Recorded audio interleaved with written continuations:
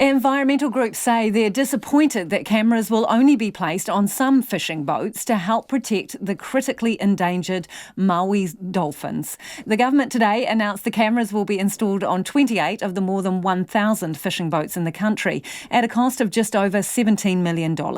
But some say capturing footage will do little to halt the decline of the Maui dolphin, and more needs to be done to prevent their extinction. Here's our fisheries reporter, Conan Young.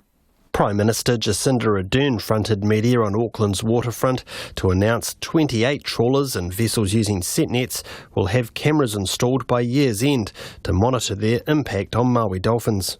It also, importantly, will encourage compliance and ensure fishing practices are sustainable and verified. After all, not all areas where Maui dolphins are found do carry an inspector, and so this system will ensure that we have that coverage much more broadly. The dolphins are on the brink of extinction. With estimates there are just 63 adults left in the waters off the North Island's west coast. Fisheries Minister Stuart Nash says the cameras are a positive move for conservation and the fisheries industry as a whole. So for me, this isn't just about compliance in any way, shape and form. It is about going to the world with a global brand and saying to the world, when you buy fish from New Zealand, you are buying it from a fishery which is sustainably managed. And I think this is a real opportunity to drive value right through our fisheries. This is the ultimate objective of the camera program.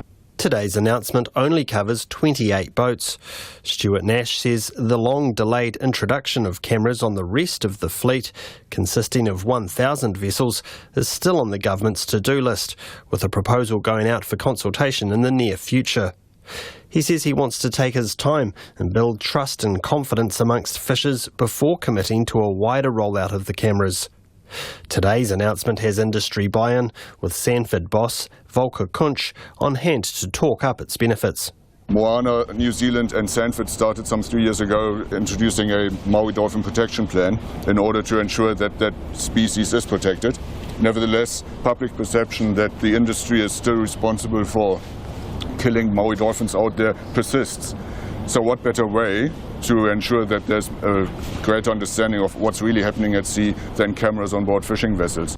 However, Forest and Birds' Anton van Helden says the fishing fleet in the part of the North Island where Maui dolphins live already has a high number of fisheries observers on board. He says it's perverse to be placing cameras on these boats when the other 1,000 vessels in the fleet have few or no observers and are free to lay waste to other threatened species such as Hector's dolphins and seabirds. This is a major backdown by the government, who seem to have buckled to the pressure of industry to not introduce cameras across the whole of the inshore fishing fleet, as they had said they would. Anton van Helden says the $17 million the government is spending on cameras for these boats should instead be spent on transitioning fishers towards dolphin-friendly fishing methods, such as long-lining or purse seine nets. This is not the answer to save Maui's dolphins. They are in crisis. There are only 63 of the animals left or thereabouts. So we can't afford to have more dead dolphins. So we need to move beyond just counting dead dolphins as they come aboard and change the way we fish. Dolphin expert Professor Liz Slotin says the International Whaling Commission has made it clear to the government that it needs to lift its game when it comes to Maui dolphins. They want New Zealand to much better protect Maui dolphins to at least 20 nautical miles offshore and further south to Wanganui and include the harbours in the protected area. And so far New Zealand has responded only with more research rather than more protection action. So the International Whaling Commission is getting more and more impatient about that. Professor Slotin says cameras are no replacement for observers, as overseas experience shows fishers being monitored solely by cameras can sometimes release dead dolphins back to the sea, claiming they're still alive. She says the only thing standing between the Mauis and total extinction is 15 breeding age females. We needed to act 10, preferably 20 years ago. If we leave it until next year, they'll be gone. No, we absolutely need to act right now.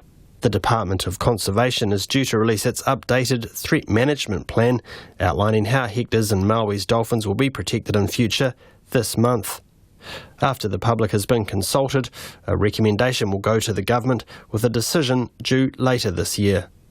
Mō te hōtaka o te ahi nei, ko Konanyang tēnei.